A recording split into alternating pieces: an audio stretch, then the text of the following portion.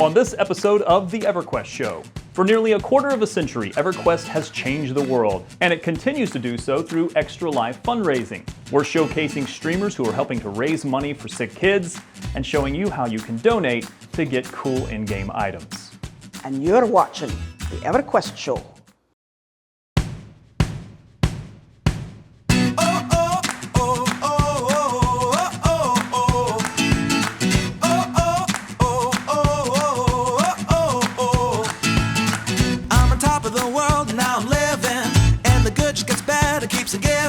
Not even close to the end, it's just beginning. Life is getting lighter while the days are getting brighter, yeah. Celebrate life, get excited about good times, good living, come on, shout it out. Hey!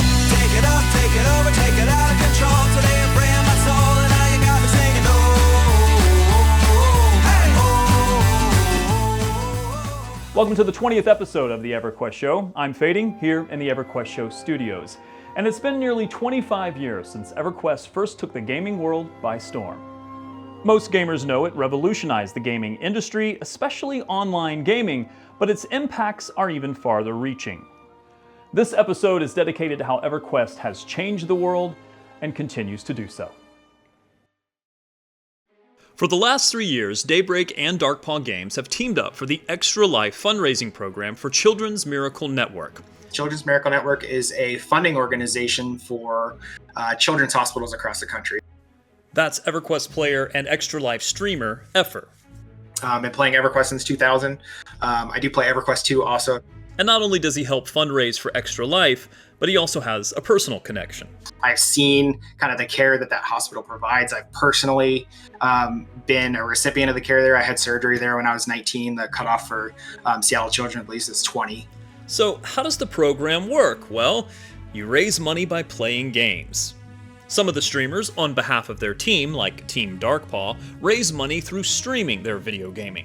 Following closely behind Ephyr is another EverQuest streamer who's gaining popularity and adding donations. And it was a no-brainer for me, seriously. When my favorite game was partnering with raising money for children, that's a no-brainer for me to try and help.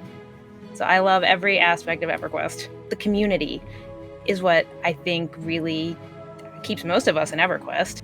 I just feel like I'm helping make a difference in people's lives. I don't think people realize with charities in general how little it takes to make a big difference. That if you have any kind of a platform, I really think that you should try to, for lack of a better word, do good with it. And the donations are doing a lot of good.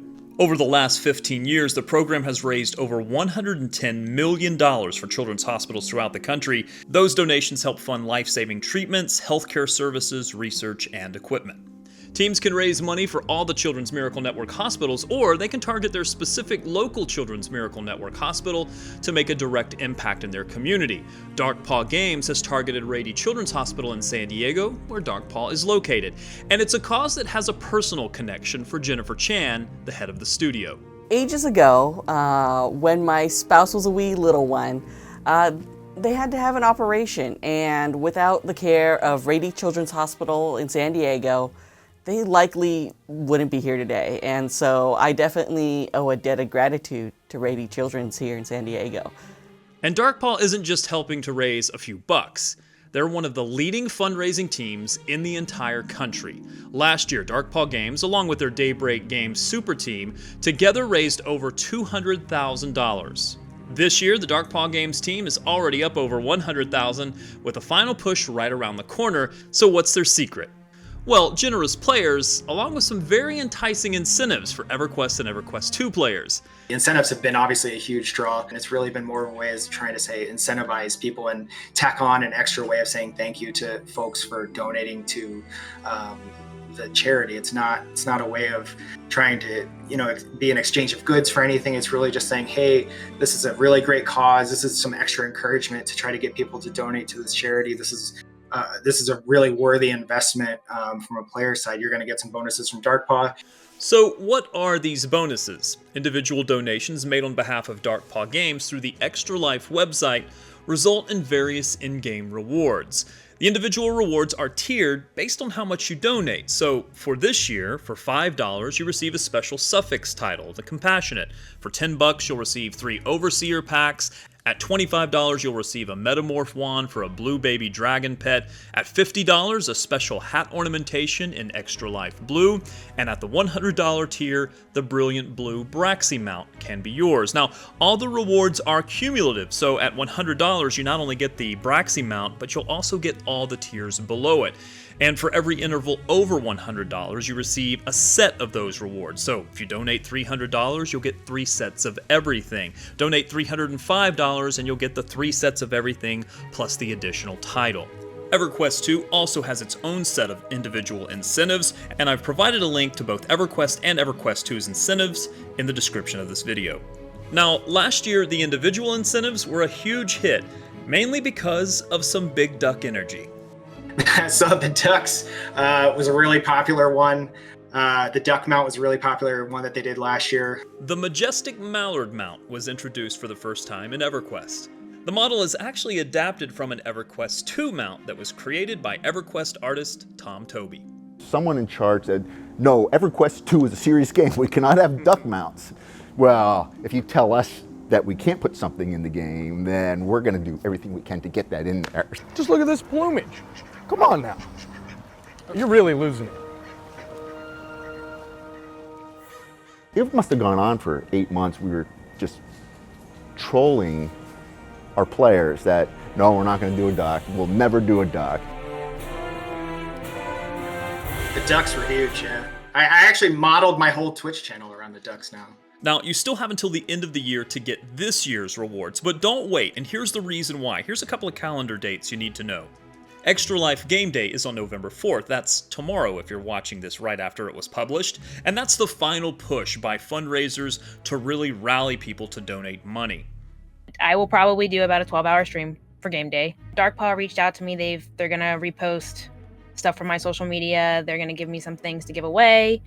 And I have some events planned. I have some giveaways planned. Because, you know, there's the Darkpaw incentives. You donate to my charity, then you still get the Darkpaw incentives. But then I try to add, especially for my viewers, incentives for them. So for game day, I will be streaming for 27 hours. I'll be torturing myself on stream all day. By supporting these streamers and donating through them for Team Darkpaw, you will receive the Darkpaw incentives. But there are also collective rewards from Darkpaw. These are based on the total amount raised for the entire team. Starting on November 7th, the bonuses are going to go into effect and will end on November 14th. Darkpaw recently added some stretch goals to those collective incentives, and I've provided a link also in the video description. But don't wait, it's a great cause. Support these streamers who are helping to raise money for Children's Miracle Network, and you never know, strange things can happen sometimes on the stream.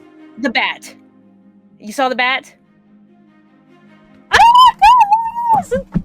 I am just sitting here streaming like any other day. And no, you can't plan that stuff because no way I would ever put a bat in my room. So I'm just like streaming and I look up and I thought I see something, maybe I don't know. And then I look up again, there's a bat in my room. Well, sometimes life imitates art. But this is nothing new for EverQuest. It started making an impact as soon as it went live. On its release, EverQuest revolutionized the gaming industry. It broke barriers as it built a new world. It was absolutely a leap of faith because nobody had done it before. And went head-to-head with the most successful game of its kind. It actually scared us too because we're thinking, oh, there's probably going to be room for one and that's it. That clip from G4 Icons is just a hint of the changes that EverQuest brought to the world. And it started the moment it was switched on. Yeah, we literally broke the internet going out of San Diego.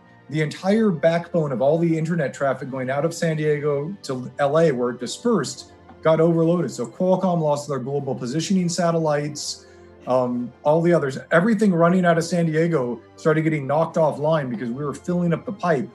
Jeffrey Zakin, one of the original EverQuest developers, has been featured on the EverQuest show before, but he explains how EverQuest has had its influences and has influenced those influences.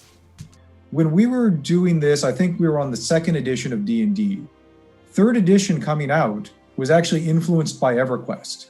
I know this. I got a tour of WotC and they told me, I mean, probably off the record a little bit, but they said, we're all huge EverQuest players. We play a lot of it.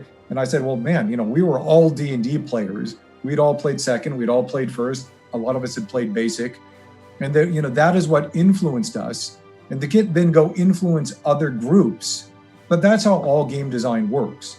But most of all, it had an impact on players. It is no lie to say that the game saved my life. The EverQuest Show has tried to spotlight these players and how EverQuest has affected or changed their lives, like Brass, or even one of our first players, Veterica, that we covered. I would have given up. The game gave me hope and freedom that I didn't have in my real life. And had I not had the people in there in EverQuest there for me, I would have given up and died. I would have just let go.